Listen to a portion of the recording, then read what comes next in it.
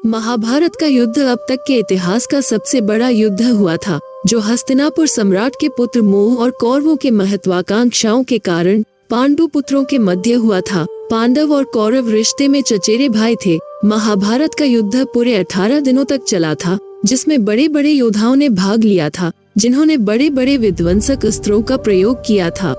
दोस्तों, आज हम आपको महाभारत के उन महान योद्धाओं के बारे में बताएंगे जो ज्ञान विज्ञान अस्त्रों शस्त्रों से इतने पारंगत थे कि इनको सीधे तरीके से पराजित कर पाना लगभग नामुमकिन था। भीष्म पितामह। भीष्म पितामह महाभारत के सबसे महानतम पुरुष के साथ साथ शक्तिशाली योद्धा थे। भीष्म पितामह महाराजा शांतनु और माता गंगा के पुत्र थे। भीष्म को अपने पिता से इच्छा मृत्यु का वरदान प्राप्त था, जो भीष्म को और शक्तिशाली बनाता था। पितामह भीष्म के महापराक्रमी होने के पीछे उनकी माता का महत्वपूर्ण योगदान था। माता गंगा भीष्म को अलग अलग लोकों में लेकर गई, जिससे भीष्म को अलग अलग लोकों के स्वामियों से ज्ञान, कर्तव्य एवं अस्त्रों शस्त्रों की शिक्षा प्राप्त हुई। भीष्म के गुरु भगवान परशुराम थे, जिनसे इन्हें अधिकतर अस्त्रों शस्त्रों का ज्ञान प्राप्त हुआ था। पितामह भीष्म के पास अस्त्रों शस्त्रों का भंडार था, जिससे किसी भी शत्रु सेना को ये तनिक समय में ध्वस्त कर सकते थे, जिनमें से इंद्रास्त्र, आग्नेयास्त्र, वायु अस्त्र, वरुणास्त्र, सूर्यास्त्र, वज्रास्त्र, मोहिनी अस्त्र, त्वास्त्र, नागास्त्र, गरुड़ास्त्र, रुद्रास्त्र, पर्वतास्त्र, ब्रह्मास्त्र, ब्रह्मशिरास्त्र आदि बहुत भयंकर अस्त्र थे। पितामह भीष्म के पास इस तरह के भयंकर अस्त्रों शस्त्रों का भंडार था, परंतु महाभारत में कहीं वर्णन नहीं मिलता कि उन्होंने किसी भयंकर शस्त्र को किसी पर चलाने की कोशिश की हो। अगर भीष्म चाहते तो वे चंद दिनों में पांडवों की सेना को समाप्त कर सकते थे, लेकिन उन्होंने कभी ऐसा नहीं सोचा, क्योंकि उन्हें पता था कि धर्म पांडवों के पक्ष में है और वो नहीं चाहते थे कि अधर्म की जीत हो। इसीलिए उन्होंने अपने मृत्यु का रहस्य स्वयं ही पांडवों को बता दिया था। कर्ण। कर्ण माता कुंती के ज्येष्ठ पुत्र थे, जिसे माता कुंती ने गंगा नदी में बहा दिया था। कर्ण को सारथी अधिरथ गंगा नदी से निकालकर गोद ले लेते हैं। उस बच्चे का नाम वासुसेन रखा जाता है। वासुसेन को बचपन से ही युद्ध कला में रुचि थी। एक दिन वासुसेन गुरु द्रोणाचार्य के पास जाते हैं, परंतु द्रोणाचार्य वासुसेन को शिक्षा देने के लिए मना कर देते हैं। लेकिन वासुसेन के मन में युद्ध कला सीखने की चाहत तनिक भी कम नहीं होती और वे भगवान परशुराम के पास जाते हैं। परशुराम केवल ब्राह्मणों को शिक्षा दिया करते थे, इसीलिए वासुसेन ब्राह्मण का वेश धारण कर भगवान परशुराम के शिष्य बन जाते हैं। धीरे धीरे कर्ण परशुराम के सबसे प्रिय और कुशल शिष्य बन जाते हैं।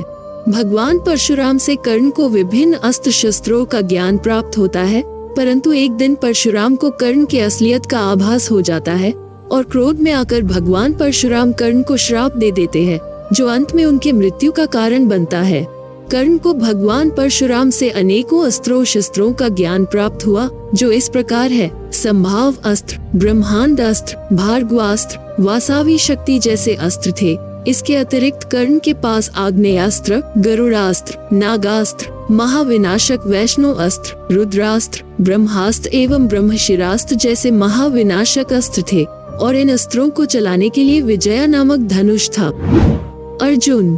अर्जुन महाराज पांडु और कुंती के पुत्र थे, जो देवराज इंद्र के आशीर्वाद से उत्पन्न हुए थे। अर्जुन समस्त राजकुमारों में आचार्य द्रोणाचार्य के अति प्रिय और युद्ध कला में सर्वश्रेष्ठ शिष्य थे। अर्जुन आचार्य द्रोणाचार्य से दिव्यास्त्रों के ज्ञान के अलावा अनेकों लोकों में जाकर अस्त्र शस्त्रों का ज्ञान अर्जित किया था। अर्जुन कुरुक्षेत्र में पांडवों की ओर से सबसे शक्तिशाली योद्धा थे। अर्जुन के पास अस्त्र शस्त्रों के भंडार में इस तरह के अस्त्र शस्त्र शामिल थे: पाशुपतास्त्र, यमदंड अस्त्र, वरुणपाश जैसे भयंकर अस्त्र थे। इसके अलावा अर्जुन के पास रुद्रास्त्र, अंजलिका अस्त्र, अंतर्ध्यान अस्त्र, सम्मोहन व मोहिनी अस्त्र, वरुण अस्त्र, नागास्त्र, इंद्रास्त्र, वज्रास्त्र, आग्नेयास्त्र, गरुड़ास्त्र, वैष्णो अस्त्र, ब्रह्मास्त्र और ब्रह्मशिरास्त्र जैसे अनेकों अस्त्र थे, जिनका आह्वान करने के लिए अर्जुन के पास गांडीव धनुष था। द्रोणाचार्य। द्रोणाचार्य ऋषि भारद्वाज तथा अप्सरा घृताची के पुत्र थे। द्रोणाचार्य ने सर्व शिक्षा भगवान परशुराम से प्राप्त की थी। द्रोणाचार्य अस्त्र शस्त्रों और वेदों के अभूतपूर्व ज्ञाता थे। उनका विवाह कृपाचार्य की बहन कृपी के साथ संपन्न हुआ था। आचार्य द्रोणाचार्य महान ऋषि भारद्वाज के पुत्र और भगवान परशुराम के शिष्य थे, जिनसे इन्हें महान अस्त्रों का ज्ञान था, जिनमें से 80 तलवार, नारायणास्त्र जैसे भयानक अस्त्र थे। इसके अलावा आचार्य द्रोण के पास आग्नेयास्त्र, वरुणास्त्र, नागास्त्र, गरुण अस्त्र, रुद्रास्त्र, ब्रह्मास्त्र, ब्रह्मशिरास्त्र जैसे अन्य अस्त्रों का ज्ञान था।